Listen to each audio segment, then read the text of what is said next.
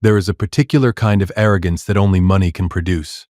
Not the money you earned, the money you married into, the money you didn't build so much as arrive near, through timing and charm, and the specific confidence of a man who has never once been told that the room he just walked into wasn't built for him. My son-in-law, Ryan Mercer, had that arrogance in the precise quantity you'd expect from a 37-year-old CEO who drove a Porsche Taycan, wore a watch that cost more than most people's first year of college, and had spent the last 3 years running a company he believed, with the absolute conviction of a man who confuses delegation for ownership, was functionally his. He invited me to dinner on a Saturday in October. Not my daughter's idea. I want to be clear about that.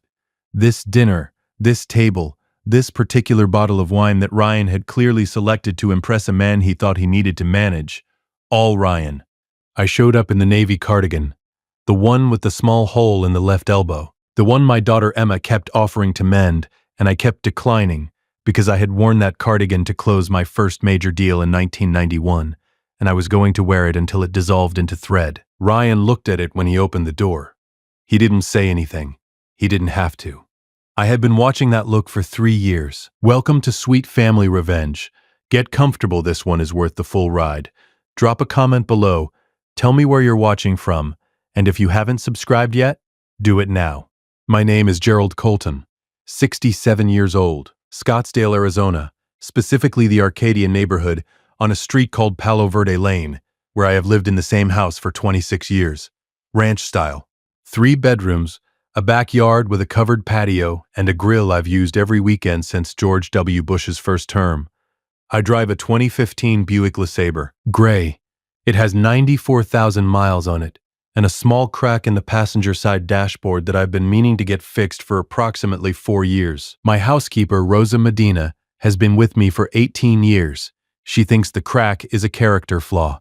She is probably right.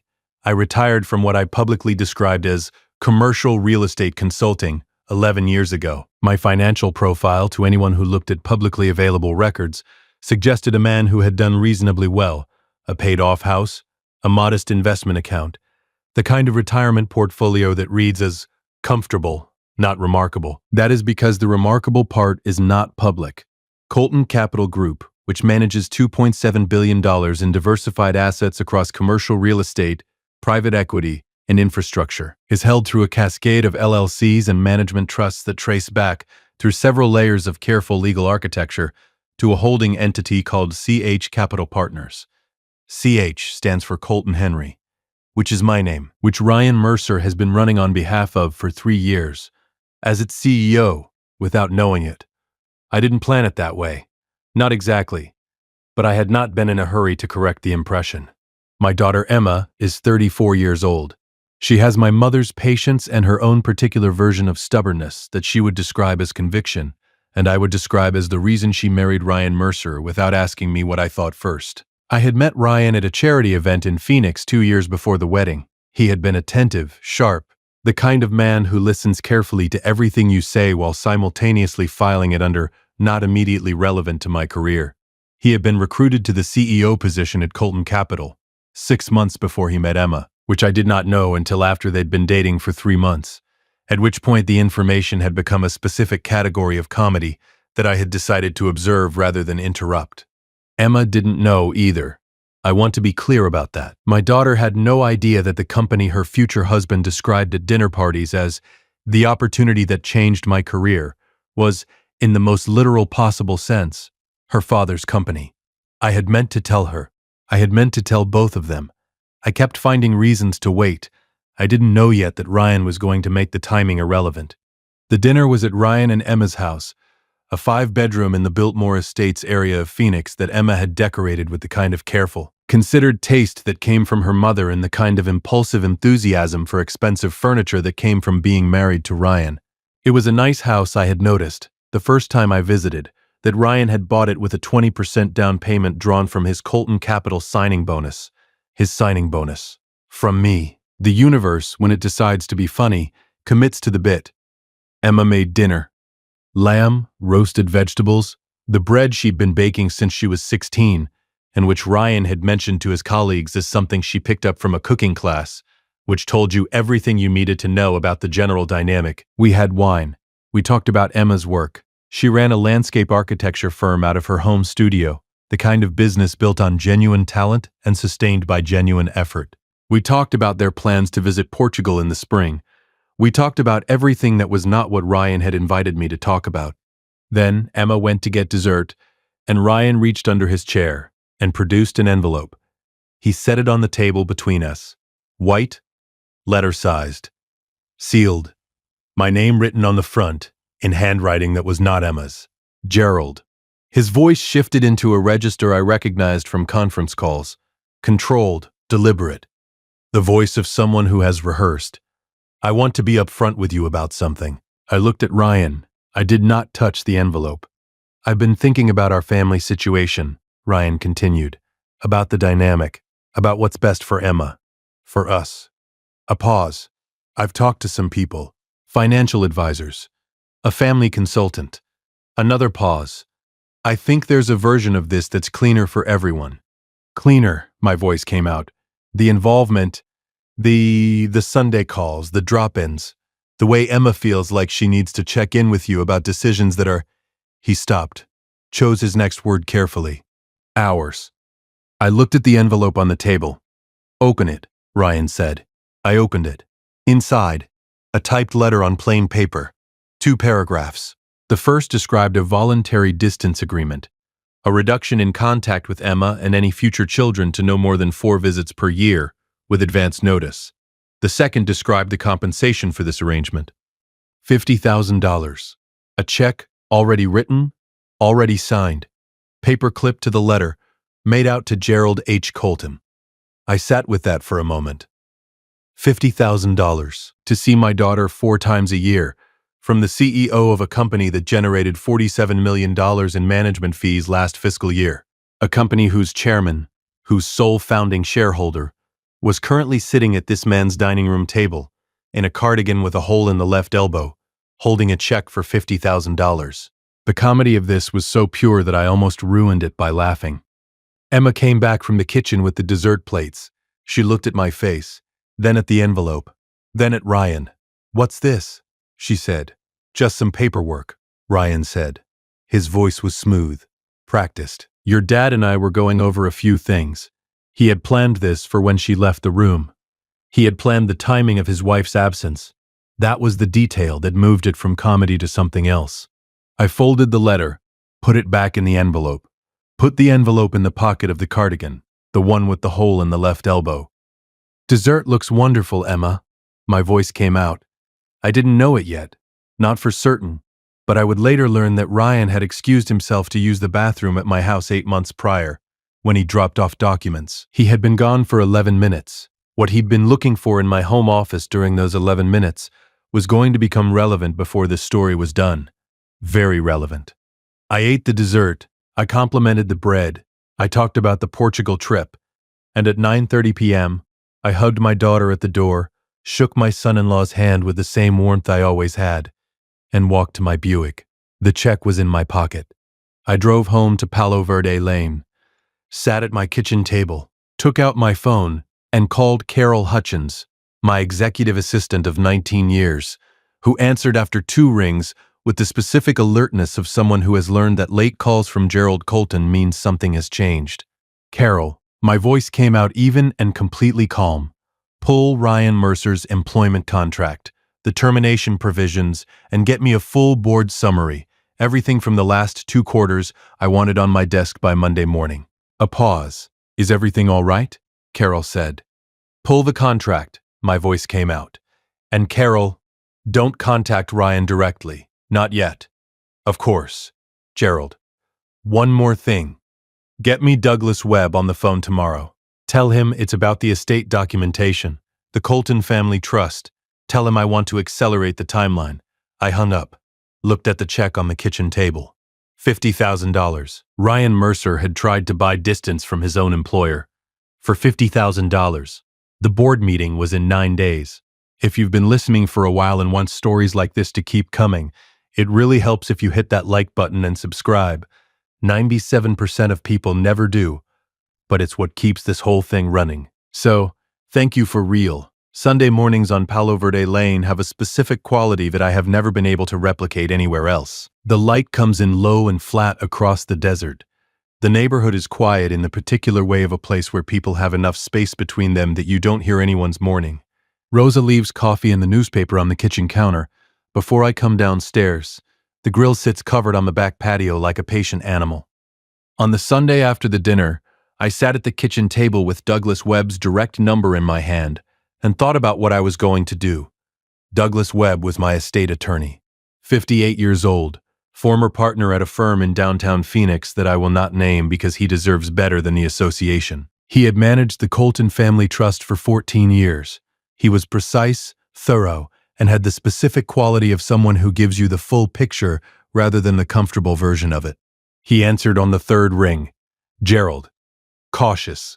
Sunday calls from clients have a particular meaning. Douglas. My voice came out.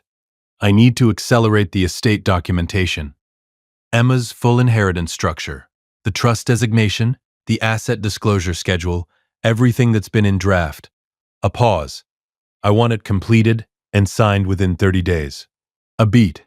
Can I ask what's prompted the timeline? Emma's husband offered me $50,000 on Saturday night to reduce my contact with my daughter to 4 visits a year. The line was quiet for a moment. He doesn't know about Colton Capital, Douglas said. Not a question. He had always understood the situation. He's been CEO for 3 years. My voice came out. He has performance reviews. He has a compensation package. He has an expense account that Carol manages. He has spent 3 years believing he is functionally running an autonomous company with a board that exists as a formality. I paused. He has not connected the name Colton Capital to a man named Gerald Colton who comes to Sunday dinner in a used Buick. What do you want to do about his employment? That was the question. I had been sitting with it since Saturday night. The easy answer was termination. Immediate, clean, documented. Ryan's contract had a specific provision for conduct unbecoming, and attempting to financially incentivize a board chairman to reduce contact with a family member qualified in ways that would hold up in any arbitration. The easy answer was also the wrong answer, because Emma didn't know yet. And whatever happened to Ryan's employment had to come after Emma knew the truth. Not before. Nothing yet, my voice came out. Get me the estate documents. That's the first step. Carol's summary was waiting on my home printer when I came downstairs Monday morning. 2 folders. The first, Ryan's employment contract, flagged at 3 sections. The termination provisions. The conduct standards clause. The conflict of interest disclosure Ryan had signed stating that he had no undisclosed relationships with board members or shareholders. That last one, Ryan had been married to a board chairman's daughter for 2 years and had signed a conflict of interest disclosure that did not list it. Whether that was ignorance or strategy, the legal exposure was real either way. The second folder, the board summary. Quarterly financials, performance metrics, the strategic plan Ryan had presented in August with the specific confidence of a man who believes the room belongs to him. The performance was adequate. More than adequate, actually. Ryan was a competent CEO in the ways that a well-designed compensation structure tends to produce competent CEOs. He had grown assets under management by 11% in 3 years. He had retained key investment staff. He had made 2 acquisitions that were performing as projected. He had done the job. Which made all of this more complicated. And which was the thing I sat with until Wednesday, when Carol called at 8 a.m. and said, Ryan has requested a one-on-one with the board chair. He says it's about strategic direction for Q4. He wanted a meeting. He wanted to meet with CH Capital Partners. He wanted to meet with me. He just didn't know it yet.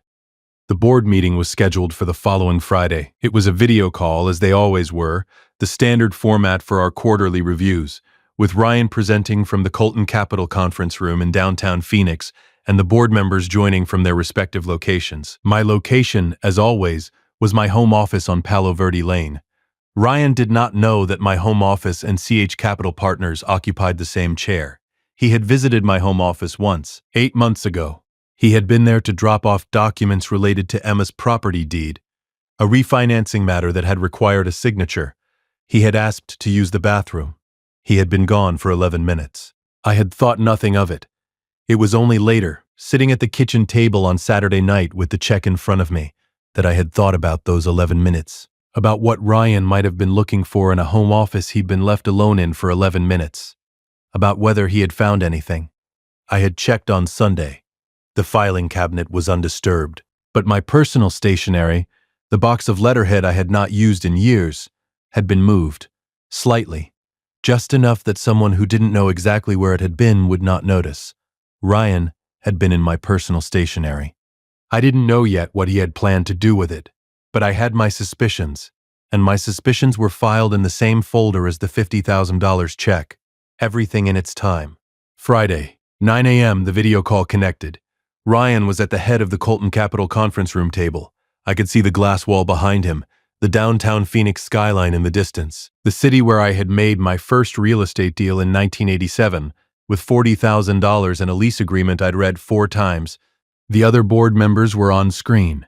3 of them, long-term associates, all of whom knew exactly who CH Capital Partners was and had agreed years ago to maintain the structure as I preferred it. My camera was off. As always, "Good morning," Ryan said with the ease of a man who believes the room is his. "I want to start with the Q4 strategic priorities, and then I'd like to discuss something with the board chair directly, if we can allocate time for that." One of the board members, a woman named Patricia Okafor, who had known me for 20 years and whose expression I could read even at video call resolution, glanced at her camera with the micro-expression of someone who knows something the room doesn't. "The board chair is available," Patricia said. As always, Ryan went through the Q4 presentation. 40 minutes. Thorough, well-prepared, the work of someone who had spent the week pulling together a coherent picture. I watched it and made notes and felt the specific, complicated feeling of watching a man who is genuinely good at his job be genuinely terrible at being a human being. When the presentation ended, Ryan looked at the board chair's camera, my camera, the one with the black screen. "I wanted to raise something directly," Ryan said. "There's a personal matter that I think has implications for the company. I want to be transparent about it with the board." I sat up straighter in my chair. "I've become aware," Ryan said, "that there may be an undisclosed relationship between a board member and someone in my personal life. I don't have confirmation, but if it's true, I think it affects the governance structure and I wanted to raise it formally rather than..." "Mercer." My voice came out of the speakers in the Colton Capital conference room for the first time in 3 years. Ryan stopped. On the screen, his face did something. A small recalibration. He had heard the board chair speak, rarely, briefly, in procedural contexts, but never like this. Never with this particular directness. "The board chair would like to address your concern personally," my voice came out. "After this call, I'll have Carol schedule it." Ryan looked at the camera. "Who?" He stopped. "I'm sorry, I didn't catch." "Carol will be in touch." My voice came out. 30 minutes. The call ended. If you've been watching for a while and you want stories like this to keep coming, hit that like button and subscribe if you haven't already. Seriously, it's what keeps this channel running. Thank you. And drop a comment. Tell me where you're watching from right now. The 30-minute call was a video call. My camera on. For the first time, Ryan joined from his office. I could see him settle into his chair, the practiced composure of a man who has been in difficult conversations before and believes he can manage them. Then my camera turned on. Ryan looked at the screen. I watched his face go through several things in quick succession. Recognition, confusion, recognition again. The specific expression of a man whose brain is running the same calculation twice because the first result seems impossible. "Gerald." His voice came out flat. The composure was still there. I gave him that. But the edges of it had gone soft. "Ryan," my voice came out. "You're..." He stopped, looked at something off screen. "Back at me. You're the board chair." "I'm the founder." My voice came out. "Board chair is a courtesy title. The company is mine. Has been since 1994. The silence on the line was the specific silence of a man doing math he doesn't want to finish. "Colton Capital," Ryan said slowly. "Colton?" "Yes." "You're..." Another stop. "Emma's last name is Colton," my voice came out. "Yes." I let that sit. I watched Ryan Mercer, CEO of Colton Capital Group, husband of Emma Colton, man who had offered his father-in-law $50,000 to reduce contact with his own daughter, sit in the conference room of his own company and understand in real time the shape of what he had been operating inside. How long, Ryan said. His voice had gone to something underneath the composure, something real. You've been CEO for 3 years, my voice came out. You were recruited through a headhunter. I didn't know you were going to marry my daughter when you were hired. I want to be clear about that. But after, yes. I knew. And you didn't. Ryan stopped himself. No, my voice came out. I didn't tell you. The line was quiet. The check, Ryan said, is in my home office. My voice came out. Uncashed. Another silence. Longer. What happens now? Ryan's voice came out. That was the question. The right question, finally. Sunday mornings are for honesty. That's not a rule I was raised with. It's a rule I arrived at somewhere around 55, after enough Sunday mornings spent carrying things I should have put down on a weekday and didn't. The light on Sunday morning in Scottsdale is the most honest light I know. Flat and clear and without the shadows that the afternoon produces. I drove to Emma and Ryan's house in the Buick at 9 a.m. The cardigan was in the back seat. I had decided not to wear it. This was a different kind of conversation. Emma answered the door in her Saturday clothes, jeans, a paint-stained sweatshirt, the reading glasses she wore when she'd been in the studio since early morning. She was drinking coffee from the mug her college roommate had given her in 2012 that said landscape architects do it in the dirt, which she found funnier every year, and Ryan had always found mildly embarrassing. I had always liked that mug. She looked at my face when she opened the door and did the thing she had been doing since she was 7 years old. The quick, accurate read of her father's expression that told her whether what was coming was routine or significant. Come in, she said. Ryan was in the kitchen. He had clearly been there for a while. The coffee was already made. There were dishes from an early breakfast in the drying rack, and he had the particular stillness of a man who has been waiting and has had too much time to think. He looked at me when I came in. I looked at him. Emma looked at both of us. What's happening? Her voice came out. I sat down at the kitchen table, the same kitchen table where Ryan had produced the envelope 11 days ago. The light was coming through the window over the sink at the angle it always did on Sunday morning. I need to tell you both something, my voice came out. In order. All the way through. I need you both to let me finish before you ask anything. Emma sat down. Ryan sat down. I told them. All of it. In order. Colton Capital. The name, the structure, the history. The founding in 1994, the growth, the $2.7 billion in assets under management, the holding entity, CH, Capital Partners, and what CH stood for and why I had structured it the way I had. The headhunter who had recruited Ryan 3 years ago and the moment, 6 months into Ryan and Emma's relationship, when I had looked at the new CEO's name on a performance report and felt the specific lurch of recognition. I told them that I had not disclosed it. I told them why, that it had seemed at the time like something that needed to wait for the right moment, and that the right moment kept moving, and that I had let it move too many times. I told them about the 8 months ago, Ryan's visit, the bathroom, the 11 minutes, the stationery box that had been moved. I told them I didn't know what Ryan had been looking for, or what he had planned to do with it. I looked at Ryan when I said it, and let him answer or not answer as he chose. Ryan was quiet for a moment. I was looking for documentation. His voice came out. Finally, flat and honest.